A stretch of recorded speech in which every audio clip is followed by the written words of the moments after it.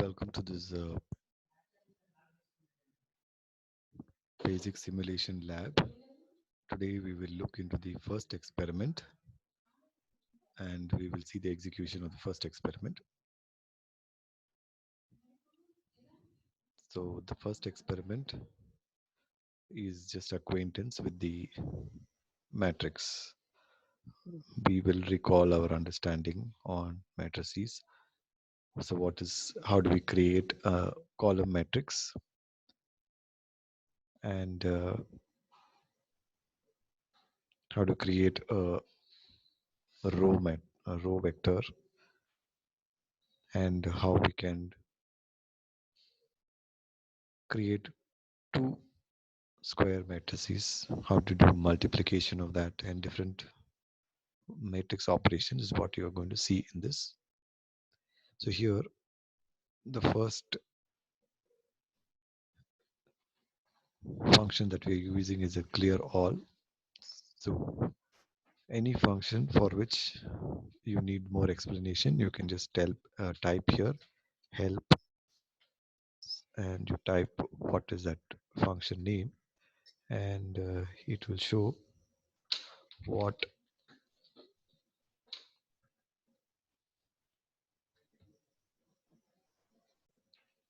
So as we can see, when we type help clear, it displays what that function does. So any function, you need the information on that, you can type in the help, and you can get the information on that.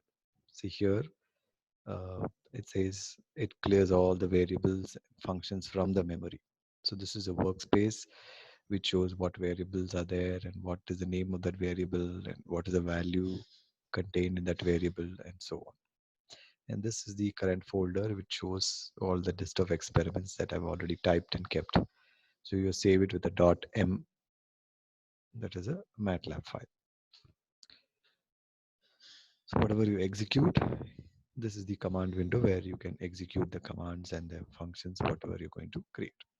So close all the variables, whatever is open, whatever is the all those files and variables will be closed. That's what close all does. Clear is the you can just clear this also.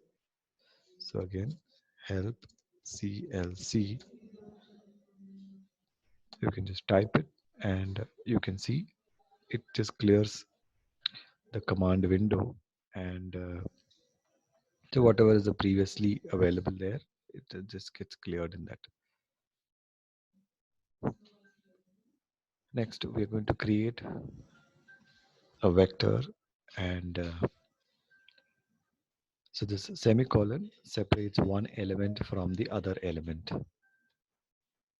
So we separate one element from the other element by putting a semicolon. So we can execute the whole file by just clicking on the file here and clicking on the run option. And we want to execute line by line, and we want to check where it is going wrong in case. So that is called the debugging. You can do the debugging by executing line by line here. Okay. So I'm going to call a variable by name column vector variable. So which will have a column 3, 20, and 5. Okay. And you can see that when you don't put a semicolon here, let us try what happened again. See, when I put a semicolon here, that data is not echoed. Echoed means it's not displayed on the screen. So if you don't put a semicolon, the data will be echoed. The variable values will be written on the command window. That is the simple operation of this semicolon at the end of the command. Inside the bracket, square bracket. So the vector or the matrix you represent by using this square bracket. And to tell all the elements, you put it inside the square bracket. One element is separated from the other by putting a semicolon. Semicolon tells it's the next column. But that means you go to the next row of that. So column vector will have one column and many rows, right? So when you put a semicolon, you go to the next row. But if you put a comma in between, or you don't put a comma, it just goes to the next column. So example is this one. So this is a row vector which has one row but three columns. So as you can see, as I said, if you put a semicolon, the data will not be echoed. If you put a semicolon, if you don't put a semicolon, it will be echoed. If you do put a semicolon, it will not be echoed. So this is a row vector variable, and it has, see the what variable we're using, what are the data, it is available in the workspace. So it has the data 1, 2, and 3. Now I'm going to write a variable called matrix, and it has 3 columns and 3 rows. So it's a square matrix. So we just typed a column vector, then we typed a row vector, and now we are calling a matrix, a 3 cross 3 matrix. Now we want to create a submatrix of that. We can create it, and a column vector we can create from this matrix. So this is a submatrix which just takes,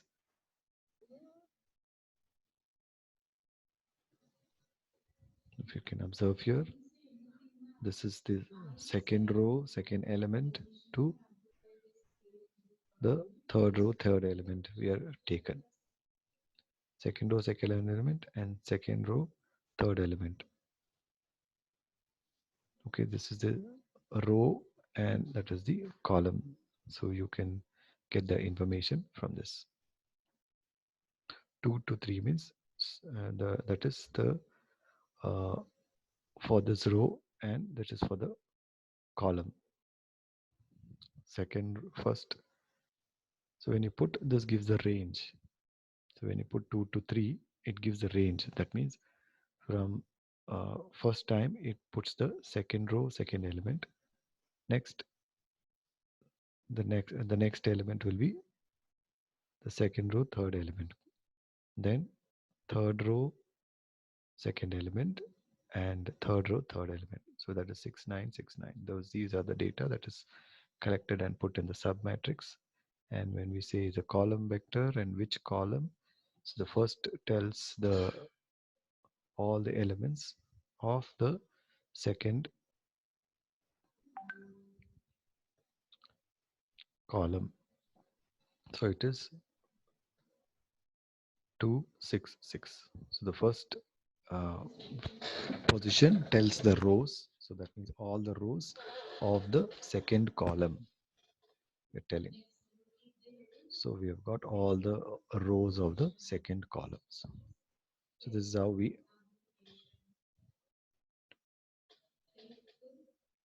take the submatrices. Now next we want to take a row matrix from the square matrix. So that we can do by typing the row number and all the elements of that and all the column elements. So second row all column, or second row all columns. So this is all means you just put a semicolon. You want to put from one range to another range, then you put the lower and upper limit. So like this you can create two matrices A and B. So here we're going to create a matrix A and B now, and then we are going to, this is the matrix A, and we have the matrix B. Next we are going to multiply the matrix A with B.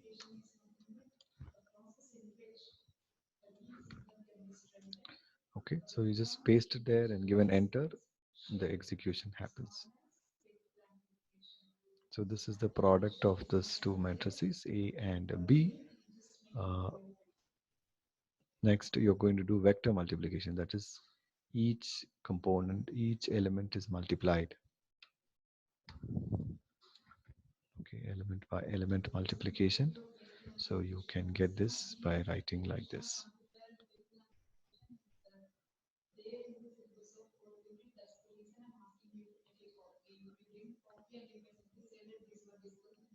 All right, next we can do the addition of the matrices. Matrix A is added with matrix B. So we have represented the result as x3. So x3 will have the result of the addition of matrix A with matrix B. X3 is a matrix which is the addition of matrix A and matrix B. And x4 is a matrix which is the result of subtraction of matrix B from A. So that is the x4 matrix. And x5 is a matrix which is a quotient of A by B, matrix A divided by matrix B. Now you want to do each element by element division, then you have to put a dot. So this is, now this infinity is nothing but anything divided by 0, it gives the infinity.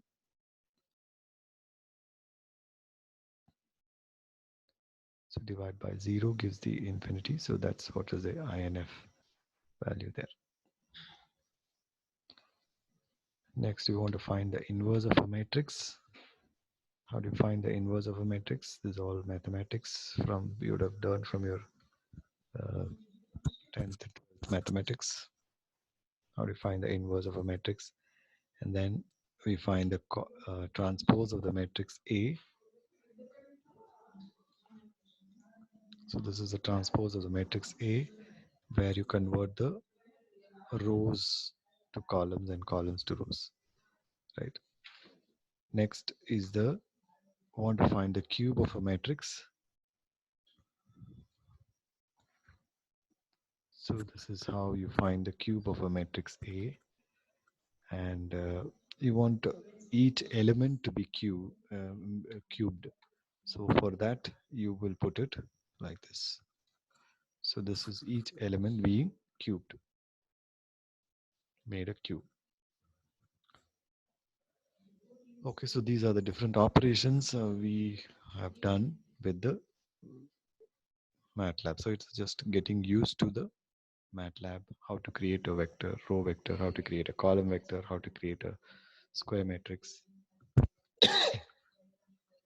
and so on. Addition of matrices, and multiplication. If you want to multiply term by term, element by element, then then you have to put this dot, and this colon gives you the range. What will be the range of the vector? I mean the row, or the range of the columns. So starting to the ending of the range you will give. So this is how we execute a simple MATLAB program. So let us go to the second experiment. So in this, we're just generating different signals and we will plot them. So again, clear, close, and CLC, what it does, I hope you remember from the previous experiments. Clear all the variables, close all the functions and files that are opened, and clear the command screen, command window. Next, we want to generate a ramp signal. So for that, as I said, this colon indicates from what value to what value. So here we are telling fs, that is a sample, the uh, we will see later on when we are using that sampling frequency of 500 hertz,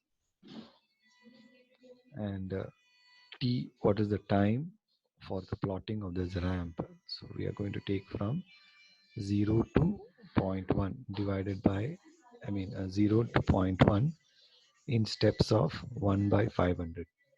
So that is the scale we are going to take, 1 by 500. So in steps of 1 by 500. So you can get so many points between 1 to 0 to 1. 0 to zero point 0.1. You're going to get this many number of points. So first is this ramp signal. So let us draw this and What does this subplot do? So subplot is going to uh, uh, divide the graph. You want to plot a graph. In one graph, you want to plot many small graphs, right? So you want to divide the graph sheet. How do you divide it? Here, the subplot helps you to do that. So you can divide it into number of rows and number of columns. The first number indicates how many number of rows. The second number indicates that many number of columns. And if I say 2 comma 2, that means 2 rows and 2 columns. It tells there can be, I can plot 4 graphs in that. 2 rows, 2 columns means that means I can plot 4 graphs in that. So in that 4 graph, which position I want to plot this graph. So the third indicates the number where I want to plot. 1 means the first graph is this one. 2 means second graph. This will draw in the second position. Suppose if you have a square, so 1, 2, 3, 4. So first element will be 1, first row second element will be 2, second row first element will be 3, and third row for I mean second row second element will be 4. That is how the numbering will be done as far as this 2 cross 2 is concerned. That means 2 rows and 2 columns are concerned. So likewise, you can extend to any number of rows and any number of columns. So this plot function will plot the graph for you. So it will tell what is there on the x-axis and what is there on the y-axis. The time is always there used as a x-axis, and y is the amplitude, that is the function whatever you are plotting here.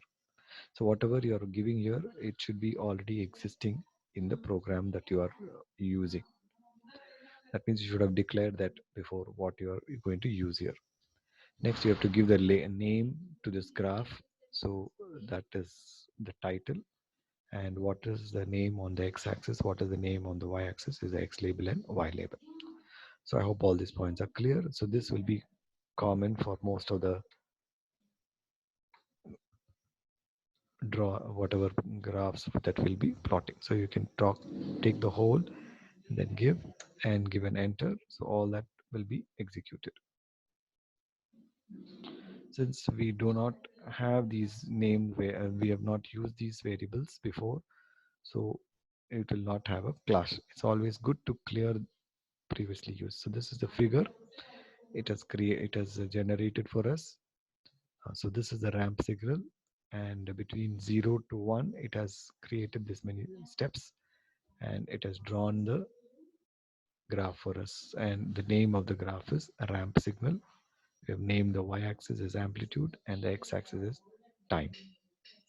All right, so this is what we have done. Next, we want to generate the ramp sequence. This is a continuous time. Next is a discrete time. Now if you want to plot the discrete time, instead of plot, you should use a stem. All right, so as I said, we are going to draw it in the second position of the graph, not in the first position. So we are going to draw the second position. The graph will be drawn in the second position.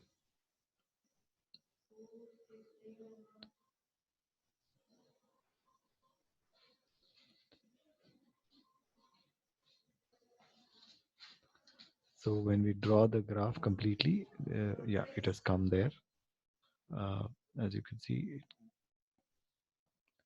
So when you draw the complete, when you execute the complete program, let us run the complete program now, and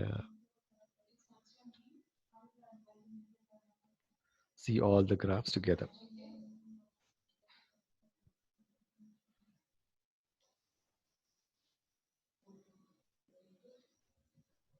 So this exercise is to just help you to create some functions in MATLAB and plot the graphs for those functions. So here we have created so many graphs, figure 1, figure 2, figure 3, and each are having four graphs.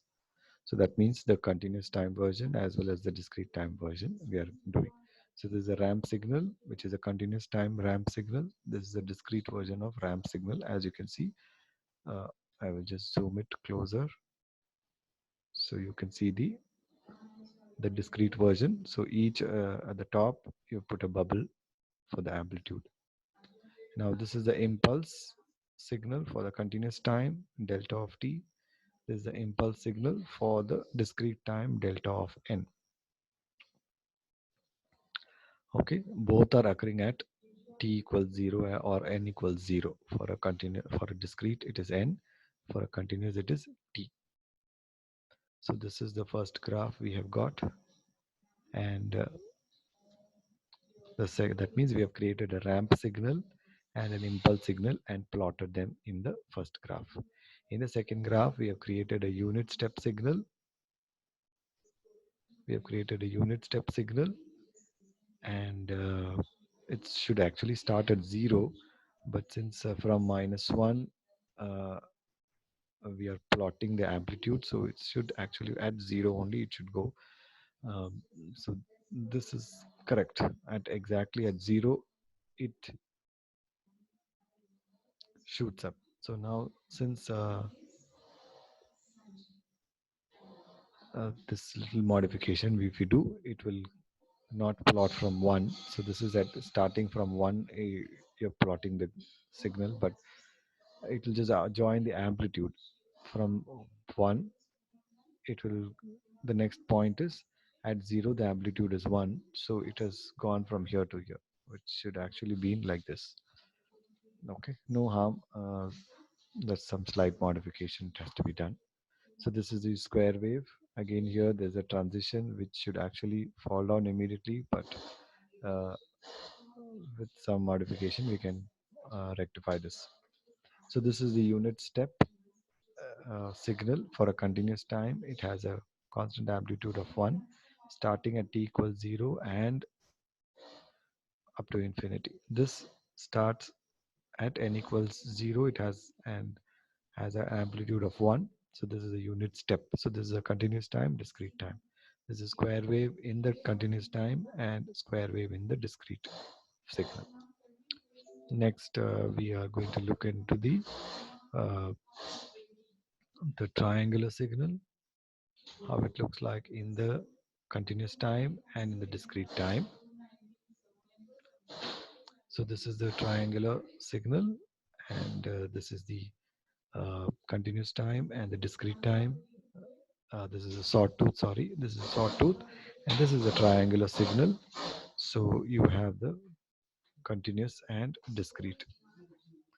Next, we have the sinusoidal. So we want to have the sinusoidal signal. So you can have the sinusoidal, continuous and discrete.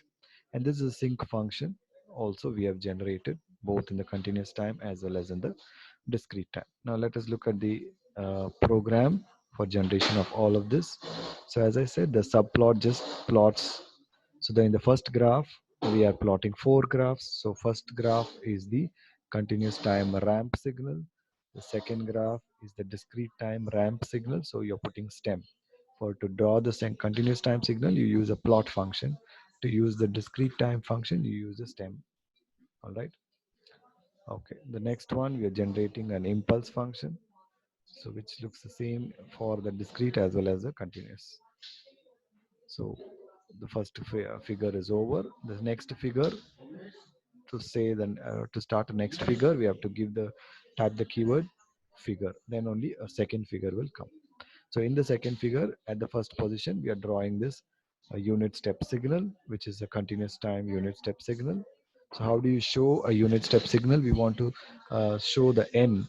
This is starting from -10 to +10 only, this range we are considering. As you can see here, we are considering from -10 to +10. So you can take any values, -100 to +100 and so on. So if you take a larger value, this transition what you which is more pronounced will look very straight. Here I have taken -10 to +10, so it's less number, so it looks like a slant. If you actually take more number of values, you will get almost a straight line. Same thing here also. Okay, so that is what we have seen here. So we're plotting from -10 to +10. And how do we say it's a step signal? It will get, so this y will get an amplitude of 1 for n greater than or equal to 0. So this is how we write. to say that it's a step signal, and n greater than or equal to 0 you put, and leave not, I mean, don't put anything, means it has an amplitude of 1 when n is taking a value greater than or equal to 0. So this is the expression. Okay, and it's the plotting. So as I said, these four lines will be common in almost all programs. So every program you will be plotting, so there's four lines will always exist. So next one we have, it's just one line change. Instead of plot, we are going to use a stem, because it's the same, it is a continuous and discrete. Next we are drawing a square wave, and for this we have used a 2 into pi. Pi is the same, we as the symbol pi is used here with pi, and 2 pi 50 is the hertz of that, I mean 50 hertz is the frequency, 2 pi ft. So square wave 2 pi ft is what we have plotted the signal. And this axis, it will take an adjustment between what is the minimum, what is the maximum value on the x-axis, what is the minimum and what is the maximum on the y-axis. It will take, that is the axis. So if you see here, so we want the minimum and maximum to be -2 and +2.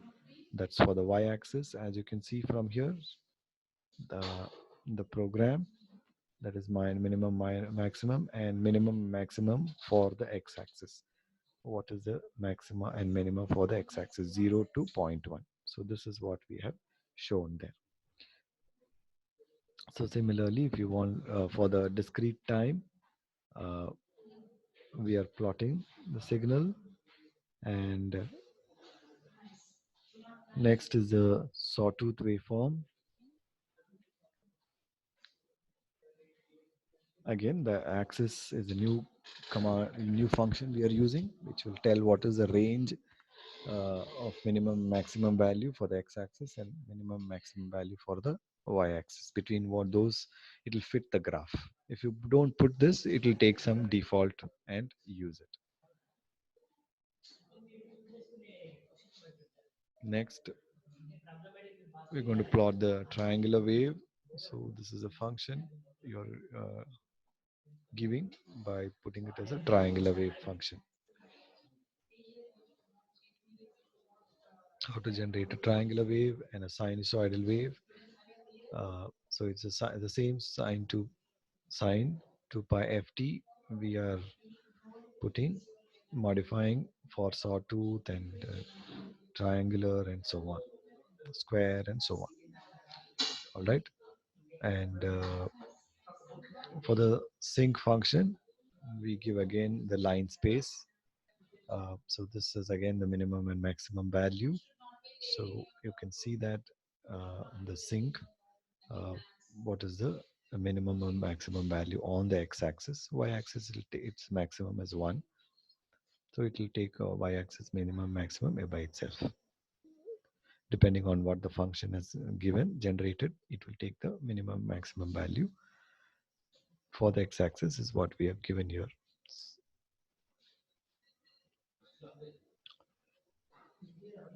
So the sync function, whenever you're plotting the sync function, you should give this line space uh, between which you want to fit the signal. So with this, we have seen two programs. First is just acquaintance with the matrices and its operations. The second one, generation of signals. Uh, that is what we have seen in this. So we will continue with the next experiment in the next session. Thank you.